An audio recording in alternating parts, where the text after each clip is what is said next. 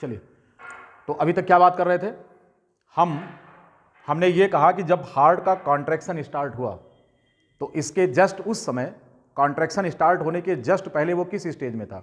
तो that was in relaxed state, और उस समय आर्ट्रियल डायस्टोल चल रहा था। ठीक, तो तुरंत आर्ट्रियल डायस्टोल बंद होगा और क्या स्टार्ट हो जाएगा? Atrial systole. मान लेते हैं कि हमारा वो पॉइंट ये है, आउटर स्फीयर कौन सा माना है? Atrial event. तो हम इस पॉइंट से चलना शुरू करते हैं, यानी कि इस पॉइंट पर उस समय कौन था? आर्ट्रियल डायस्टोल था। लेकिन इसके जस्ट आगे से जैसे हमने चलना शुरू किया, कौन सी स्टेज आ गई है? Atrial systole. कितने समय तक रहेगी? यहां तक। कितने समय तक? 0.1 सेकंड का ड्यूरेशन तय कर लेता है। बात समझ में आ गई? तो ये दोनों आर्ट्रियम कॉन्ट्रैक्शन की स्टेज में हैं, और ये टाइम कितने समय का है? 0.1 सेकंड के लिए दोनों आर्ट्रिया किस कंडीशन में है? ये कॉन्ट्रैक्शन के मोड में है। क्या कहते हैं इसको? आर्ट्रियल सिस्टोल कहते हैं। ये बात समझ में आ गई? क्या कहेंगे? आर्ट्रियल सिस्टोल कहते हैं। जिस समय आर्ट्रियल सिस्टोल की कंडीशन हो रही है उस समय वेंट्रिकल किस स्टेज में रहेगा?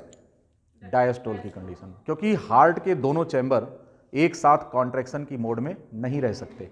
जैसे आपने गुब्बारा ले लिया, गुब्बारे में हवा भर दिया, मुंह बांध दीजिए गुब्बारे का। अब गुब्बारे का एक सिरे को इधर से दबाइए और दूसरे सिरे को इधर से, और दोनों को एक साथ दबाइए। इधर वाला सिरा क्या है? आर्ट्रियल से आर्ट्रियम है, और इधर क्या है? वेंट्रिकल। और दोनों को एक साथ अगर प्रेशर करेंगे तो हार्ट क्या होगा? चोक कर जाएगा, दग जाएगा। जैसे गुब्बारा दगता है ऐसे हार्ट दग जाएगा।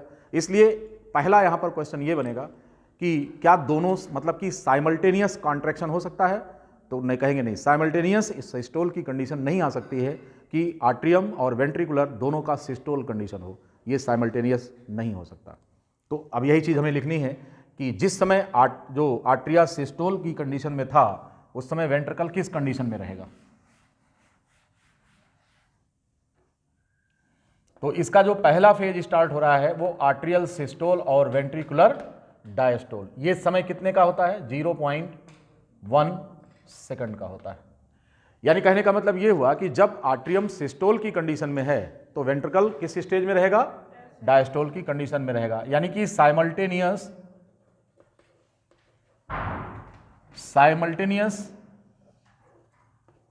Contraction of the heart, simultaneous contraction of the heart is not possible.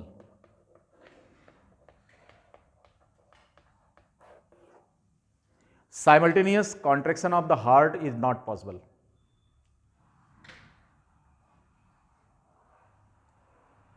और ये काम कितने समय तक चल रहा है? It is for 0.1 second. Simultaneous contraction possible नहीं है। ठीक, इस दौरान हार्ट की क्या स्थिति होती है जरा देखिए। इस दौरान क्या होगा कि जब हार्ट में ऊपर से प्रेशर बनेगा, यहां से देखिए, तो ये जो आपके जो आर्ट्रियो वेंट्रिकुलर वाल्व होंगे ये क्या रहेंगे? हैं? ये खुले रहेंगे, ये ओपन हो जाएंगे। जैसे आर्ट्रियम का सिस्टोल बनेगा तो सिस्टोल अगर होगा तो प्रेशर अंदर की तरफ इंपोज होगा। देखिए एरो का डायरेक्शन देखिए, इस तरह से क्या होगा कि चारों तरफ से इसमें प्रेशर बनेगा, तो जो ब्लड यहां पर है वो कहां आएगा? जो ब्लड है दोनों साइड से ये कहां पर जाएगा? ये जाएगा आपका वेंट्रिकल में। यानी कि जिस समय आर्ट्रियम किस स्टेज में है तो उस समय वेंट्रिकल किस स्टेज में रहेगा? वेंट्रिकल उस समय इस स्टेज में रहेगा। एरो अंदर आने का मतलब कॉन्ट्रैक्शन, एरो बाहर की तरफ का मतलब फैल रहा है, डायस्टोल हो रहा है। मामला सही है? ठीक है, हाँ। तो अब कह रहे हैं कि कॉन्ट्रैक्शन जिस समय आर्कल का होगा, ये आर्ट्रियल सिस्टोल की कंडीशन में है, तो वेंट्रिकल डायस्टोल की कंडीशन में है। ठीक, दोनों वाल्व खुले रहेंगे। कौन कौन से? बोथ एवी वाल्व, राइट और लेफ्ट दोनों, both AV valve open.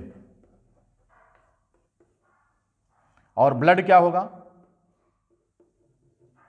Blood from the atrium goes to ventricle. Blood जो होता है वो आर्ट्रिया से वेंट्रिकल में जाएगा, एबी वाल्व खुले रहेंगे, और सेमी लूनर वाल्व क्या रहेंगे? एसएलवी क्लोज रहेंगे। SLV वाल्व ऑलरेडी बंद है पहले से ही, semi lunar valve, semi closed आप कह लीजिए, इनको जो है सेमी क्लोज्ड कह लीजिए।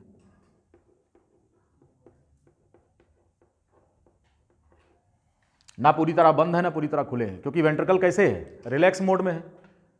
ऐसी कंडीशन में आप इसको बल्कि ओपन लिख लीजिए तो ठीक है, इसको ओपन लिखिए, ये ओपन रहेंगे, रिमेन ओपन, क्या लिखेंगे, रिमेन, ये खुले रहेंगे।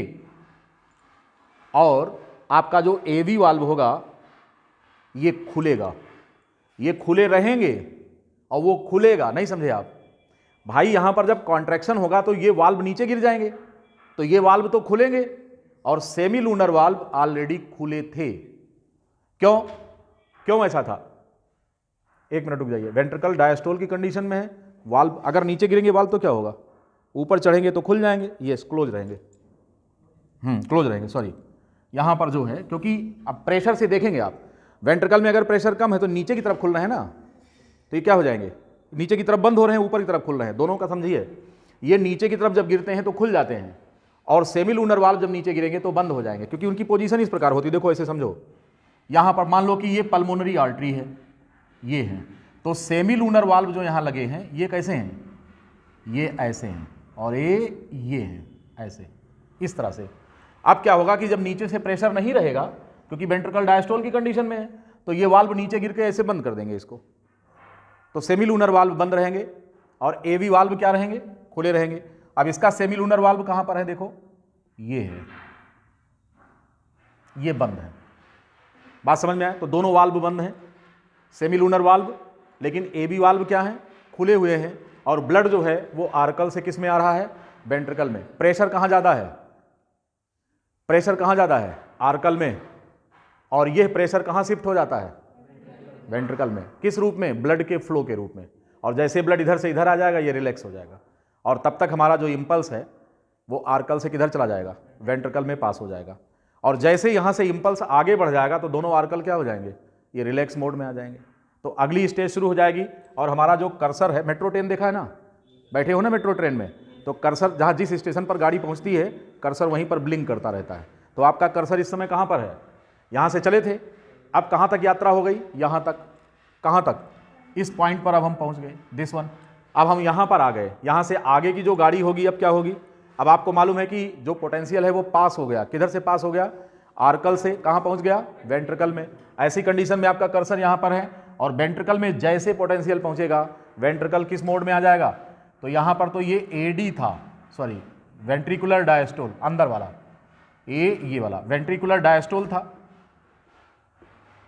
यहां तक ये वेंट्रिकुलर डायस्टोल था। अब क्या हो जाएगा, वेंट्रिकुलर सिस्टोल, और आर्कल क्या हो जाएगा, ये डायस्टोल के मोड में आ जाएगा। बात समझ में आ रही है। अब यहां से देखो, ये वेंट्रिकुलर सिस्टोल हो गया, और आर्कुलर डायस्टोल कितने समय तक रहता है, रेस्ट ऑफ द टाइम ये हमेशा रिलैक्स रहता है। कौन, आर्ट्रियम 0.1 सेकंड के लिए कॉन्ट्रैक्शन में था, and for rest of the time it is in relaxed mode. इसलिए आप इसे चाहें तो भर लें फटाफट, ये क्या हो जाएगा, AD atrium diastole, rest of the time atrium remains relaxed. आपसे पूछा जा सकता है कि कौन से टाइम, कौन सा चैम्बर ज़्यादातर समय रिलैक्स रहता है, तो वो कौन है, वो आर्ट्रियम है। तो ज़्यादातर समय आर्ट्रियम अगर रिलैक्स है तो इसको कोई टेंशन नहीं है, इसीलिए आर्ट्रियम जो है वो जल्दी से खराब नहीं होता है हार्ट का। ये बात समझ में आ गई। तो हमारा जो कर्सर है वो कहाँ पर है इस समय, अब हम यहाँ पर पहुँच गए हैं, और यहाँ से क्या होता है कि जो पोटेंशियल है वो आर्कल से पास होकर वेंट्रिकल में पहुँच गया। तो ऐसी कंडीशन में आर्कल रिलैक्स होगा और वेंट्रिकल कॉन्ट्रैक्शन शुरू करेगा। अब जब वेंट्रिकल कॉन्ट्रैक्शन शुरू करेगा तो कंडीशन चेंज हो जाएगी। अब वो कंडीशन कौन सी है जरा देखिए,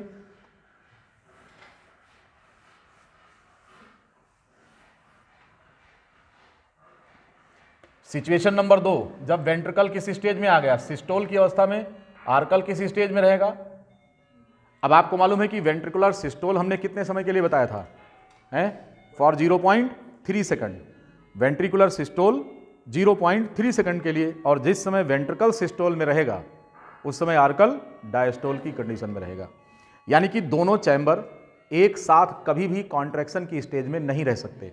यानी कि आप एएस और वीएस एक साथ कभी भी कल्पना भी मत करिए, आदमी रहेगा ही नहीं जिंदा, इसलिए ऐसा कभी नहीं होता। इसीलिए अब अगली जो स्टेज आई है वो कौन सी है, ये है।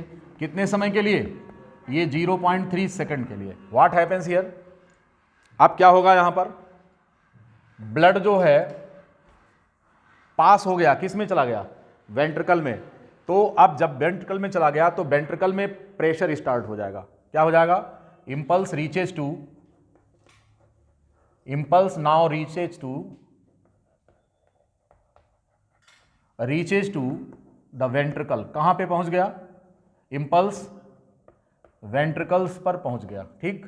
तो वेंट्रिकुलर सिस्टोल स्टार्ट्स, तुरंत प्रेशर कहां इंक्रीज करेगा, प्रेशर इन वेंट्रिकल क्या हो जाएगा, pressure in ventricle starts increases. अब इससे क्या होगा कि ब्लड जो है वो बैक ना हो आर्कल में, इसलिए जो एवी वाल्व होते हैं ये क्या हो जाएंगे, हैं, तुरंत एवी वाल्व क्लोज हो जाएंगे। सबसे पहला इवेंट होगा एवी वाल्व्स बोथ साइड क्या हो जाएंगे, गेट क्लोज्ड। रिमेन क्लोज और गेट क्लोज में अंतर है, पहले ओपन थे अब बंद हुए, तो गेट क्लोज्ड। इसका मतलब ये हो गया कि यहां पर आपको पहला साउंड सुनाई देगा, फर्स्ट साउंड। ध्यान रहे, वाल्व के खुलने पर साउंड नहीं मिलता, वाल्व के बंद होने पर साउंड होता है, और पहला साउंड लुब होता है, LUB। कौन सा साउंड होगा, LUB, लुब, लुब डुब, लुब डुब, लुब डुब, ऐसा ही बोलता ना आपका हार्ट। तो अब क्या होगा, ये पहले बोलेगा first sound that is lub. AB valve both side gate closed, और सेमी लूनर वाल्व क्या होंगे, खुल जाएंगे। तो सेमी लूनर वाल्व क्या होंगे, SLV बोथ साइड, ये क्या हो जाएंगे, बोथ साइड ओपन, तुरंत खुल जाएंगे। और अब तक वेंट्रिकल के अंदर प्रेशर मैक्सिमम हो गया है। प्रेशर क्या हो गया, प्रेशर इन वेंट्रिकल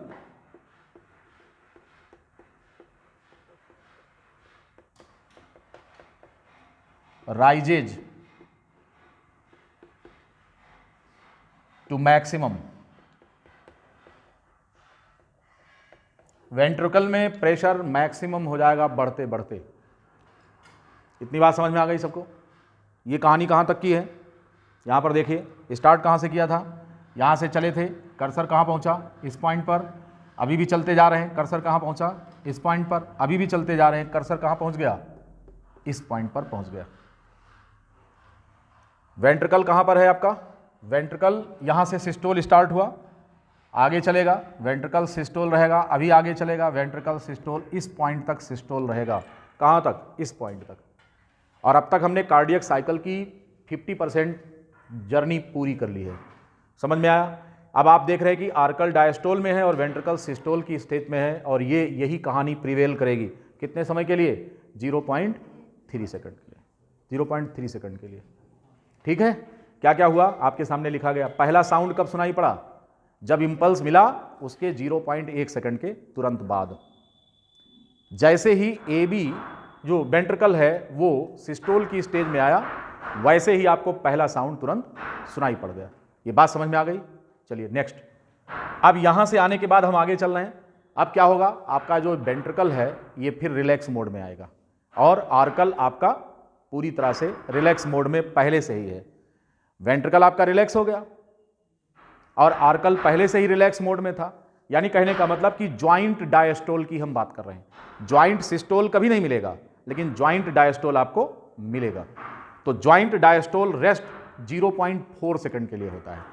यानी कि टोटल कार्डियक साइकिल के 50% ड्यूरेशन में आपके हार्ट में प्रेशर न्यूनतम रहता है, क्योंकि दोनों चैम्बर रिलैक्स रहते हैं। नहीं समझे भाई, आर्कल भी रिलैक्स है, वेंट्रिकल भी रिलैक्स है, तो हार्ट 0.4 सेकंड के लिए कंप्लीट रिलैक्स मोड में होता है। इसका आर्कल भी होता है और इसका वेंट्रिकल भी रिलैक्स्ड मोड में होता है। इतनी बात समझ में आ गई सभी को। आइए उस चीज को देखते हैं, what happens here.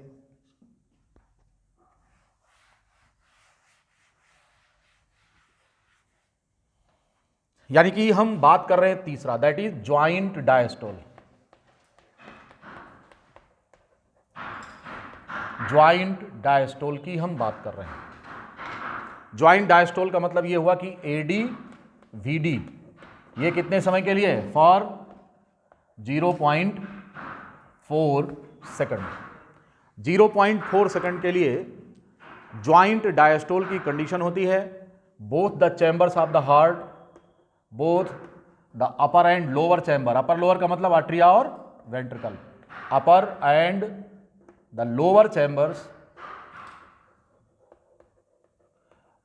Chambers remain relaxed,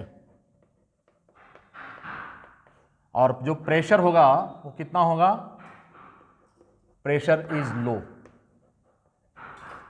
यहां पर प्रेशर कम होगा दोनों में।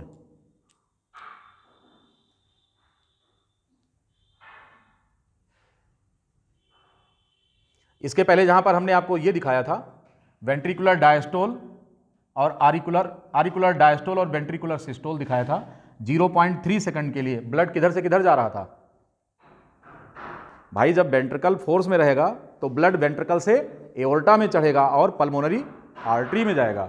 तो ये जो 0.3 सेकंड वाला लिखा था आपने, कौन सा? वेंट्रिकुलर सिस्टोल, आरिकुलर डायस्टोल, उसमें ब्लड का डायरेक्शन लिख लेना कि जो ब्लड है ये क्या कर रहा है? राइट वेंट्रिकल और लेफ्ट वेंट्रिकल। राइट वेंट्रिकल से किस में जा रहा है?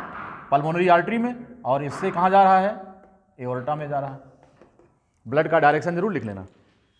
अभी उसके पहले जो लिखा था आपने 0.3 सेकंड वाला, कौन सा? हाँ, वेंट्रिकुलर सिस्टोल एंड आरिकुलर डायस्टोल वाले में ब्लड का डायरेक्शन लिखना भूल गए थे। तो ब्लड जो होता है उसमें राइट वेंट्रिकल से पल्मोनरी आर्टरी में जा रहा है और लेफ्ट वेंट्रिकल से एओर्टा में जा रहा है। समझ में आ गई बात यहाँ तक? आइए और हम अपने इस सेगमेंट में आते हैं। ज्वाइंट डायस्टोल में क्या हो रहा है? तो ज्वाइंट डायस्टोल में दोनों चैम्बर में जो प्रेशर है वो कैसा है? वो लो है। दोनों चैम्बर में प्रेशर कैसा है? लो है। अब ऐसी कंडीशन में क्या होगा? वाल्व की कंडीशन अगर हम देखें तो चूंकि नीचे भी प्रेशर नहीं है और ऊपर भी प्रेशर नहीं है, तो ऐसी कंडीशन में क्या होगा कि जो आपका एबी वाल्व होगा वो तो बंद हो गया था, पहले ही बंद हो गया था, नहीं बंद हुआ था? एबी वाल्व पहले ही बंद हो गया था। 0.3 सेकंड के ड्यूरेशन में वो पहले से ही बंद है। लेकिन अब कौन बंद हो जाएगा? जैसे वेंट्रिकल्स डायस्टोल के मोड में आएगा तो यहां पर सेमी लूनर वाल्व बंद हो जाएगा। तो यहां पर कौन बंद हो जाएगा? एसएलवी। एसएलवी बोथ साइड, दोनों तरफ से एसएलवी क्या होगा? SLV both side gate closed. और इस समय आपको सेकंड साउंड सुनाई पड़ेगा। यहीं पर आपको सेकंड साउंड सुनाई पड़ेगा। इसको हम बोलेंगे DUB, डब, लब डब, लब डब, लब डब, इस तरह से बोलता है ये। तो इस प्रकार से DUB साउंड सुनाई पड़ेगा। It is the second sound due to the closure of semilunar valve. तो अब आपसे सवाल पूछेंगे कि पहला जो साउंड आपको सुनाई देता है वो कब सुनाई देगा? It is due to the closure of AB valve. और दूसरा साउंड आपको कब सुनाई देगा? It is due to the closure of semilunar valve. तो सेमीलूनर वाल्व क्लोज हो जाएंगे।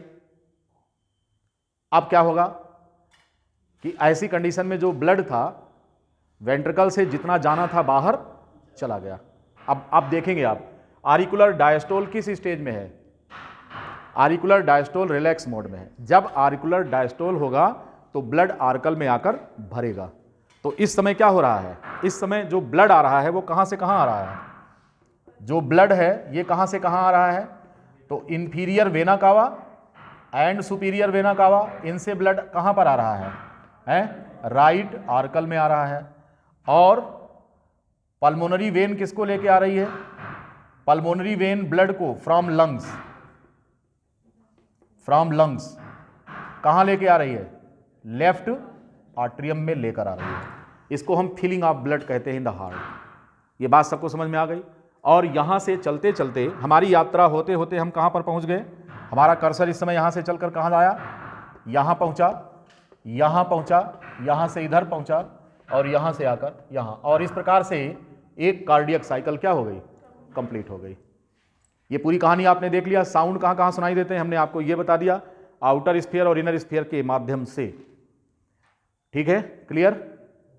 तो this is the cardiac cycle. कौन से इवेंट में क्या हो रहा है, वाल्व कहाँ क्लोज होंगे, कहाँ बंद होंगे, ये सारी चीज़ें हमने आपको लिखा दिया है, राइट। अब आपसे पूछा जाएगा कि हार्ट बीट रेट क्या होता है, तो हमें लिखना है कि 1 मिनट में हार्ट जितनी बार बीट करे वो क्या कहलाता है, उसका हार्ट बीट रेट कहलाता है। इस पर कुछ पूछना तो नहीं आपको, आगे बढ़ें।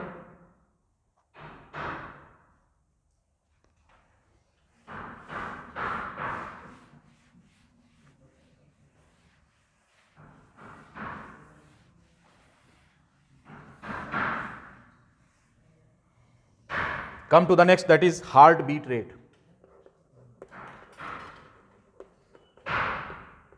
Heart beat rate.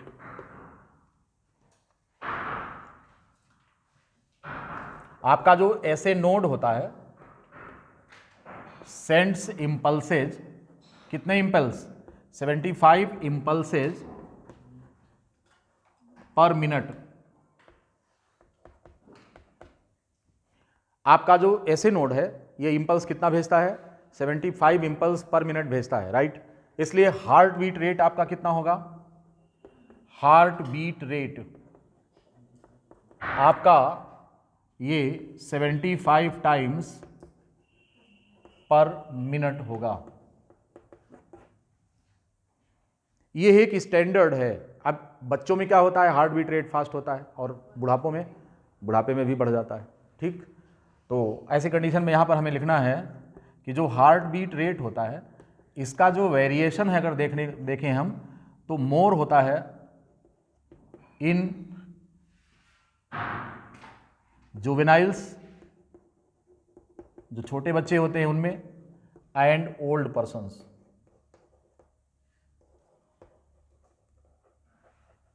बुढ़ापे में थोड़ा प्रेशर बढ़ जाता है, ये क्या नाम है, हार्ट बीट रेट, और बच्चों में हार्ट बीट रेट रिलेटिवली ज़्यादा होता है। लेकिन एडल्ट में कैसा होता है, एडल्ट में लगभग 75 टाइम्स पर मिनट होता है, ठीक है। कोई चर्चा आपस में हो रही क्या? अभी हम सारी चीज़ें देख रहे हैं ना, आप बात की चिंता मत करिए, वर्तमान में रहिए, भविष्य में नहीं। जितना बताते जा रहे हैं इनको नोट करते चलिए, क्वेश्चन इन्हीं पर बनेंगे। तो जुवेनाइल्स में क्या होता है, हार्ट बीट रेट ज़्यादा होता है, एडल्ट में जाकर थोड़ा बढ़ेगा, लेकिन वो क्या नाम है, बुढ़ापे में, और एडल्ट्स में नॉर्मल रहता है 75 पर मिनट।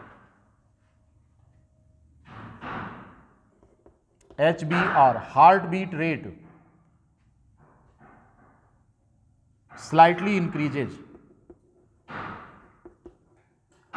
slightly increases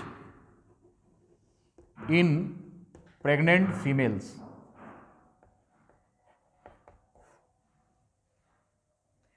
प्रेग्नेंट्स जो होती हैं उनमें हार्ट बीट रेट थोड़ा बढ़ा होता है। क्यों? मेटाबॉलिज्म हाई है, क्यों? बच्चे को भी चाहिए ऑक्सीजन, इसलिए हार्ट बीट रेट बड़ी होती है, थोड़ी सी बढ़ती है। ब्लड प्रेशर भी फ्लक्चुएट करता है। ब्लड प्रेशर का हार्ट बीट रेट के साथ क्या संबंध है हम आपको आगे बताएंगे अभी। तो पहला आपने देखा more in juvenile and old persons but normal in adult. Heart beat rate slightly increases in pregnants, right. अब अगर आप पहाड़ों पर जाते हैं at high altitude,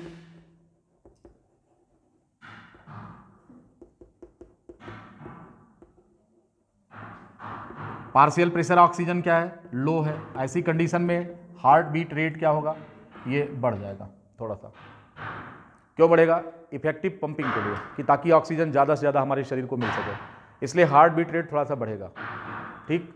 next, emotional conditions. Emotional conditions यानी कि सिम्पैथेटिक, अगर सिम्पैथेटिक डिस्चार्ज होगा,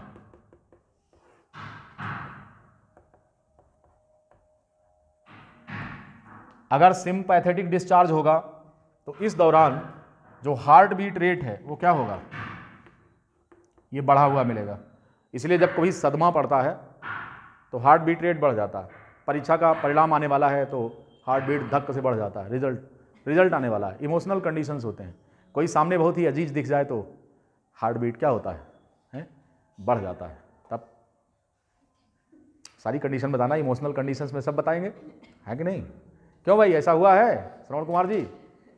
हैं? क्यों? Do you feel any time no.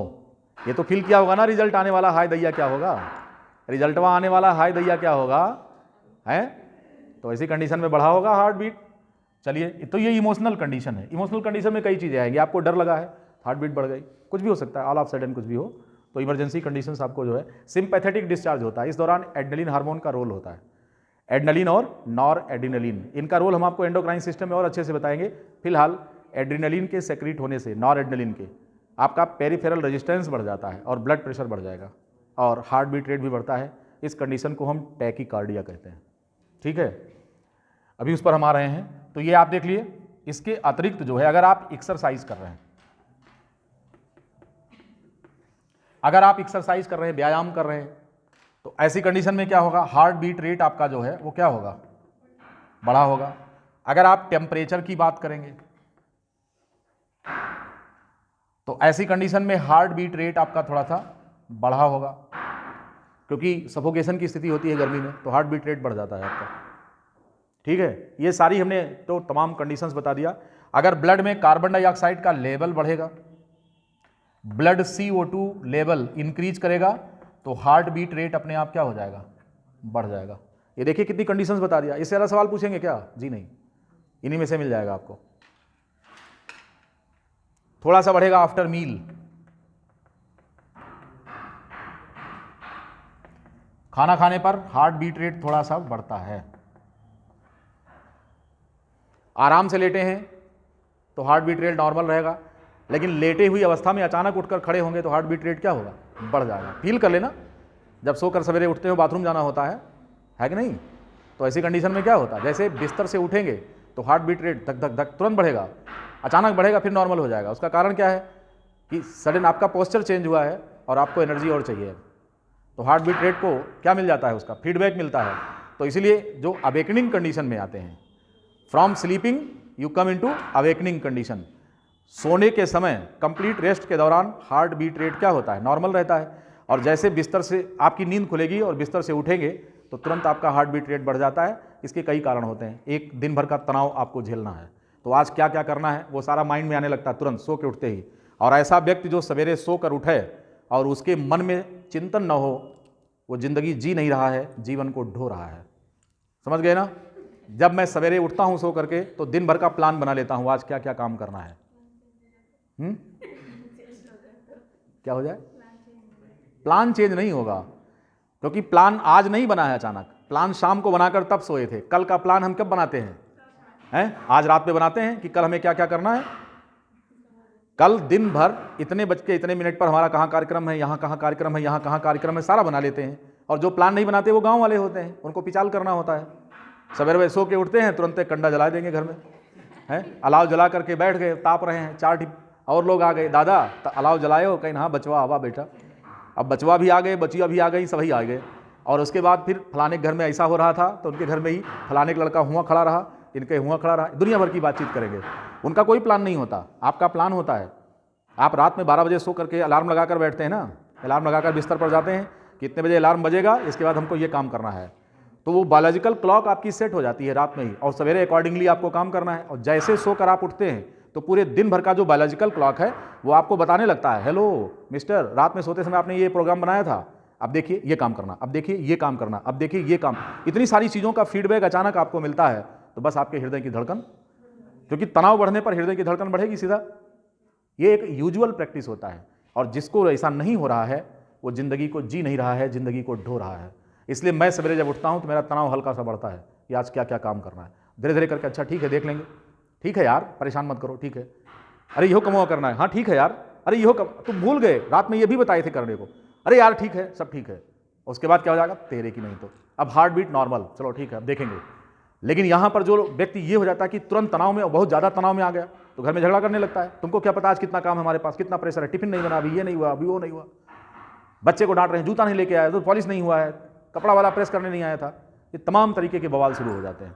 लेकिन अगर आप प्लानिंग अच्छी से करके लेट रहे हैं कि कपड़ा इसी टाइम प्रेस रहना चाहिए, सुबह नहीं, तो आप बिल्कुल तनाव मुक्त रहेंगे। और इसी प्रकार का जीवन जीना है, रात में प्लानिंग करना है कल की कि हमें क्या करना है। फिर उसके बाद आपका ब्लड प्रेशर कभी डिस्टर्ब नहीं होगा। रात में आपका मोबाइल स्विच ऑफ रहना चाहिए। आग लग जाए पूरे हिंदुस्तान में, आई डोंट नो,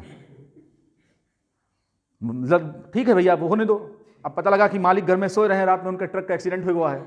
अब ट्रक मालिक, ट्रक ड्राइवर जो है वहाँ से फ़ोन कर रहा है, हेलो हेलो भैया, कहीं हाँ सो रहे थे साले तुम, रात में क्यों हमको फ़ोन किए? तो कह रहे साहब वो ट्रक लड़ गई है। अरे तेरे की नहीं तो।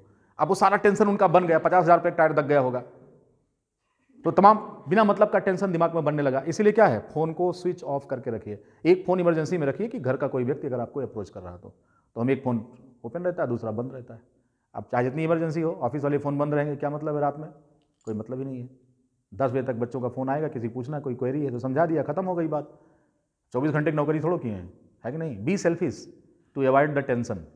तो यही टेंशन है। अब आप देखिए, आपके ब्लड प्रेशर का हार्ट बीट रेट से सीधा संबंध है, डायरेक्ट रिलेशनशिप है। हार्ट बीट रेट बढ़ेगा, ब्लड प्रेशर फॉलो करेगा उसको। इसलिए जहां जहां हमने हार्ट बीट का कंडीशन लिखा है वहां पर ब्लड प्रेशर आ जाएगा। ठीक, इतना लिखने के बाद बॉडी फ्लूइड वॉल्यूम, अगर बॉडी में सामान्य मात्रा से ज़्यादा लिक्विड है तो आपका हार्ट बीट रेट भी बढ़ेगा और ब्लड प्रेशर भी बढ़ेगा। अभी आप 4-5 गिलास हचक के पानी पी लीजिए, थोड़ा बहुत ना पीजिए, है? एक गिलास पिया, झर्र से मार दिया, फिर दूसरा फिर मारा झर्र से, फिर तीसरा मारा, फिर झर्र से, तो बॉडी फ्लूइड वॉल्यूम आपका बढ़ जाएगा, ब्लड वॉल्यूम बढ़ गया, तो इतने ब्लड को पंप करने के लिए हार्ट बीट खट खट खट खट क्या हो जाएगा, अब वो बोलना शुरू कर देगा। इसीलिए हार्ट बीट रेट बढ़ेगा और आपका ब्लड प्रेशर बढ़ जाएगा। ये बात समझ में आ गई? हमने आपको बताया था कि breathing rate, heart beat rate, अगर आपका ब्रीथिंग रेट बढ़ रहा, देखिए एक्सरसाइज, अब इसको समझिए, एक्सरसाइज आपने बढ़ा दिया, फिर क्या हुआ, इससे क्या हुआ, आपका ब्लड प्रेशर क्या होगा, ये जो ब्रीथिंग रेट है ये बढ़ गया, ब्रीथिंग रेट बढ़ने से हार्ट बीट रेट क्या होगा, ये बढ़ गया, फिर क्या होगा, इसको कौन फॉलो करेगा, ब्लड प्रेशर क्या हो जाएगा, बढ़ जाएगा। ये कंडीशन है आपकी कि एक्सरसाइज के दौरान आपका ब्रीथिंग रेट बढ़ेगा, और जब कभी भी किसी भी कंडीशन में अगर आपका ब्रीथिंग रेट बढ़ता है तो आपका हार्ट बीट रेट और ब्लड प्रेशर उसी को फॉलो करता चला जाएगा। तो बॉडी फ्लूइड वॉल्यूम अगर बढ़ता है तो ऐसी कंडीशन में heart beat rate, blood pressure ये दोनों बढ़ जाएंगे। इधर वाला मिटा दे रहे हैं सब।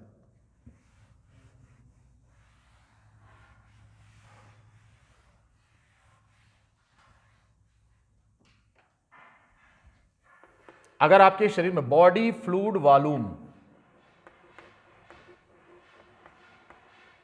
किसी भी कारण से अगर बढ़ता है, then heart beat rate and blood pressure both increase, ये दोनों बढ़ जाएंगे।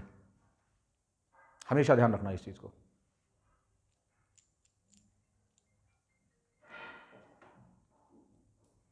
लिख लिया सभी ने? आइए और जाने की स्ट्रोक वॉल्यूम क्या होता है।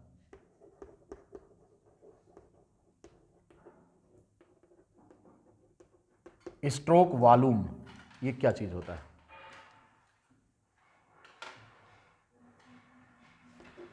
The volume of blood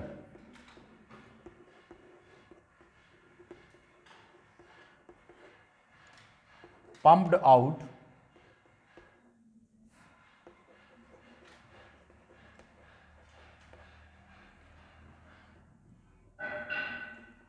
from each ventricle is stroke volume equals to 70 millilitre.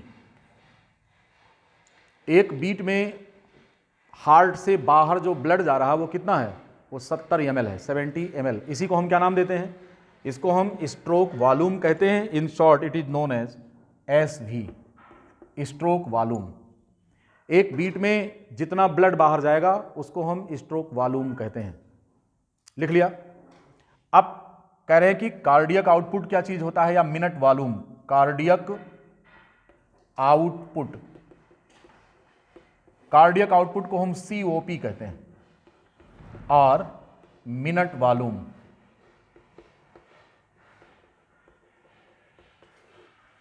Cardiac output या मिनट वॉल्यूम क्या होता है, तो हम इसको बोलते हैं कि COP equals to heart beat rate multiplied by stroke volume. Heart beat rate 75 time है, 70 से मल्टीप्लाई करोगे लगभग 5 लीटर के आसपास आएगा, 5250 मिलीलीटर। यानी कि ये अगर हम राउंड करें इसको तो 5 लीटर आता है। ये पर मिनट होता है, 1 मिनट में हमारे हार्ट से निकला हुआ ब्लड, इसको मिनट वॉल्यूम कहेंगे। और 1 मिनट में हार्ट जितना धड़कन करेगा, और एक धड़कन में 70 ml जा रहा है, तो 75 बार धड़क रहा है, तो टोटल ब्लड कितना जाएगा बाहर, ये कैलकुलेशन मल्टीप्लाई करके निकाल लेंगे, कार्डियक आउटपुट, राइट। अब कार्डियक आउटपुट पर क्वेश्चन पूछे जाते हैं कि क्या कार्डियक आउटपुट सबका फिक्स होता है, तो ये डिपेंड करता है हार्ट बीट रेट पर, क्योंकि heart beat rate person to person vary करता है, इसलिए कार्डियक आउटपुट भी क्या होता है, ये पर्सन टू पर्सन वेरी करता है। लिख लेंगे इसको, the COP varies person to person, the COP varies person to person.